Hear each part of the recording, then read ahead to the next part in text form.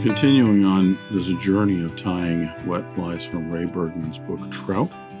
This is the Lowry. Nice little caddis imitation, kind of like a few others that I've done. This one's very simple. One difference, this has a floss tip on the end. Most of them would have just a gold tinsel, and there is no rib on this. Otherwise, it's straightforward peacock body, some turkey in the wing, and brown hackle. It's collared instead of tied in as a throat. Nice little handsome caddis pattern. That's the Lowry. I'll get started tying.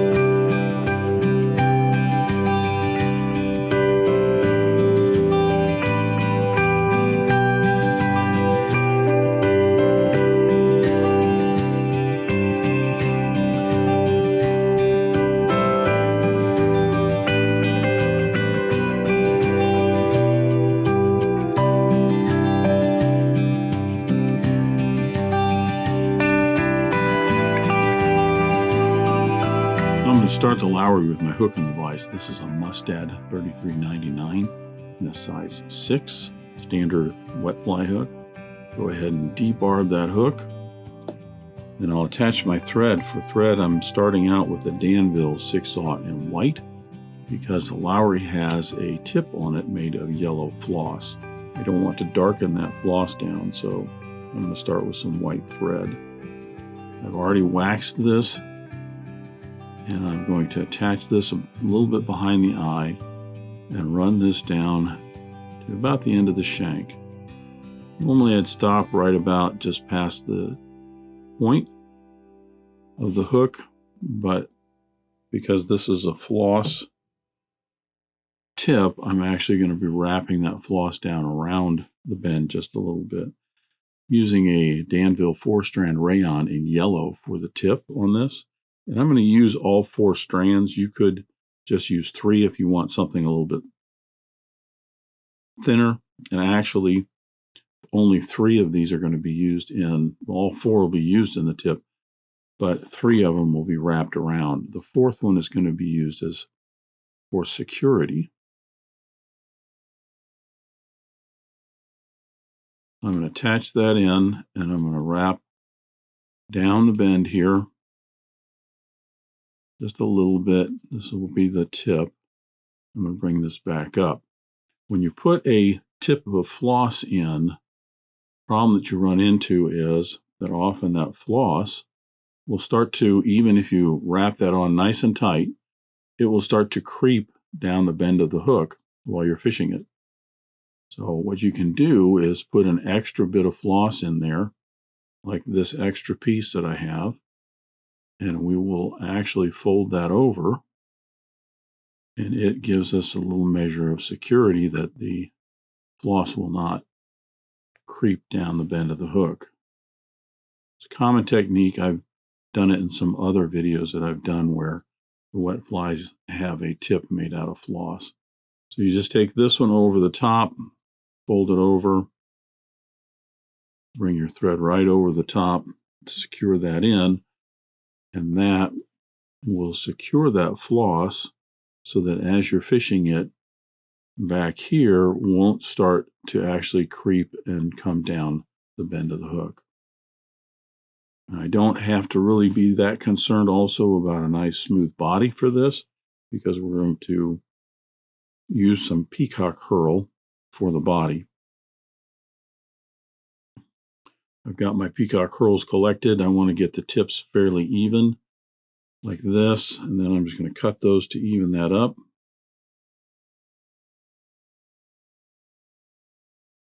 I'm going to tie those in so that they're about the length of the body, and then I'll wrap forward. And I'm going to wrap in touching turns, and this is just to collect all those materials down to the hook shank. Just gives me a nice smooth underbody. I'll stop about a half an eye length or so behind the eye of the hook. Take my Peacock Herl, start wrapping that around right at the very back end. Make certain I'm not leaving any of the white thread wraps exposed. and then I'll start bringing this forward.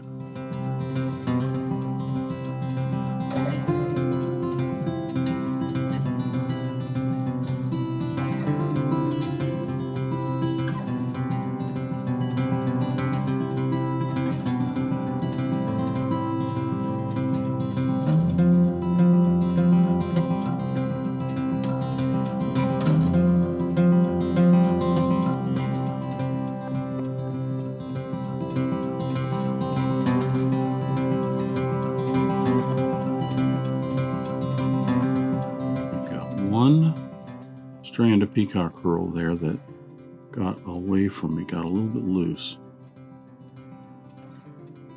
Yep, I still have another wrap of thread on that. See, what has happened here is as I was wrapping that on, I'm getting to the bottom here.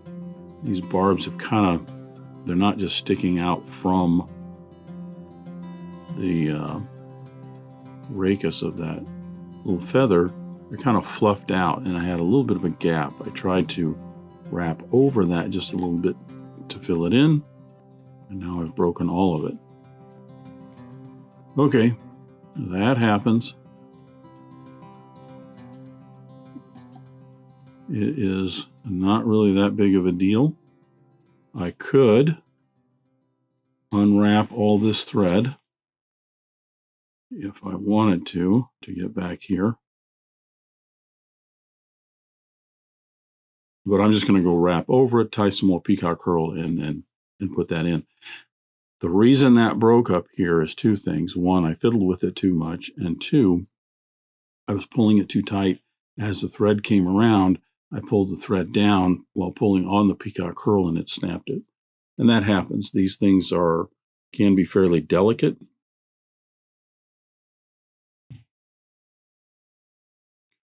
With long peacock herl like this, it is a, I don't want to say not a habit, but it's very common that what tyers will do is they'll grab this as their I don't want to say palming when they're wrapping this in, but they'll let their fingers slide out on it. And what that does is it fluffs all of the barbules out. You want to guard against doing that, because then as you're getting up further up in the fly, it doesn't look as consistent. So make certain that when you're starting to wrap that in, you're holding it way back on the end here and not fluffing those out. Another little tip there.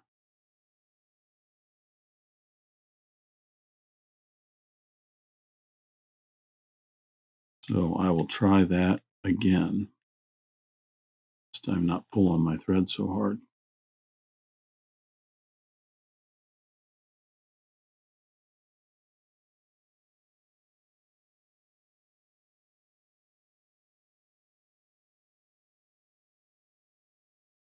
Okay, I'm going to stop this because I have this tied in upside down. I'm actually wrapping all of those barbules and trapping those barbules in.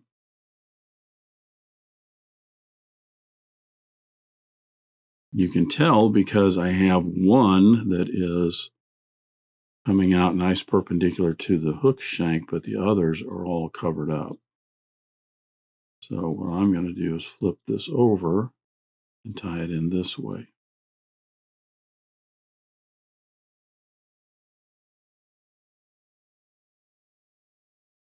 Now I'm going to keep all this in the video simply because 9 times out of 10, this is not an issue. You tie the fly, everything goes in. It's nice. Every now and again, you just get something that doesn't seem to work right. So you can either keep working it, or again, I could get another clump of peacock herl here, because I may not have all of this aligned right either.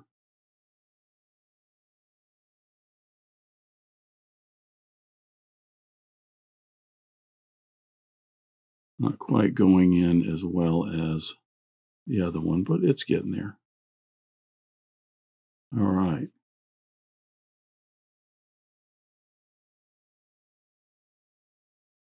And if I wanted a thicker body on that, meaning the barbules to be a little bit longer so it looks fuller, I would just have to go and pick, fuller peacock herls that had longer barbules on them.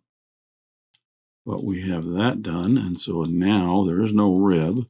So we are ready for the wing and the collar. I'm going to put a little wax on my thread. Just helps grip the materials just a little bit better. It doesn't slide around.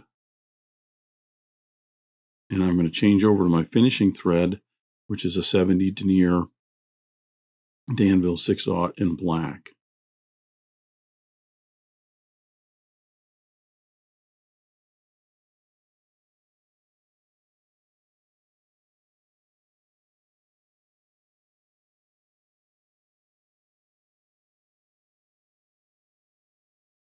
The wing is just a brown mottled turkey. We've got a little bit of it's not very dark, but has a nice mottled color to it. I'll go ahead and get my slips.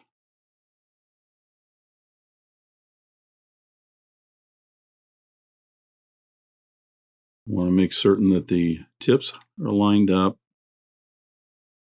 on that and that I have the one edge lined up so I can tell I have this one towards me is just a little bit wider than the other one. So take my bodkin,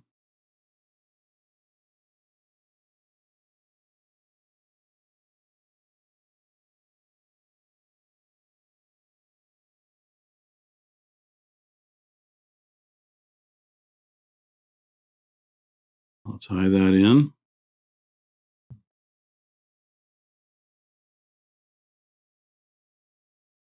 A few wraps to secure that, and we'll take a look at it.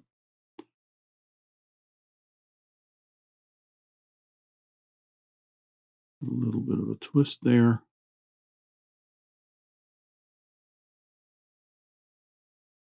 Got a little bit of a twist in terms of how it was attached there and out.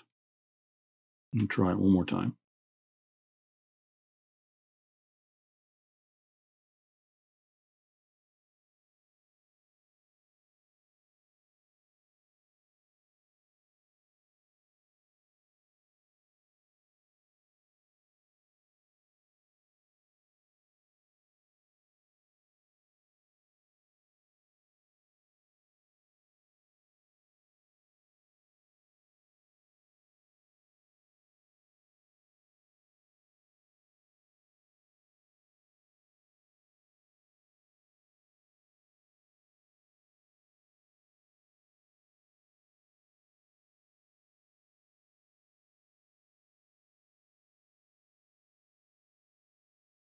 That clipped off, I'm going to smooth that off for a collar. Collar is just a brown hackle. I'm using a brown hen saddle here. Nice long hackles. These barbs will stick out pretty much from where the collar's at to past the point of the hook, which is what I'm looking for. Does not have to be a thick collar. Probably go with about 3 turns of this. Get one wrap, a second wrap, fold the tip back to secure it, and then bring my thread down to just behind the eye of the hook. Grab that tip, it'll pop right off. Take my hackle pliers, I'll attach those, and then folding those barbs back, I will put in, that's 1, 2, probably just 3 wraps. I'll get one more ending up right up here behind the eye of the hook. I'll catch that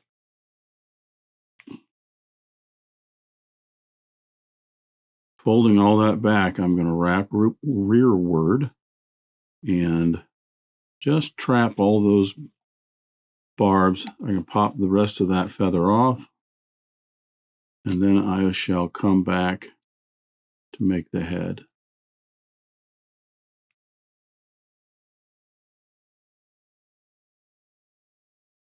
Now I'll flatten my thread.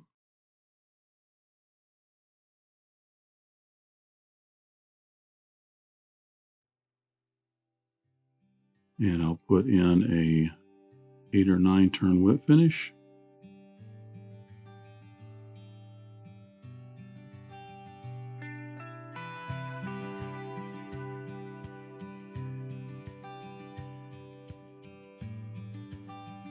Trim away my thread.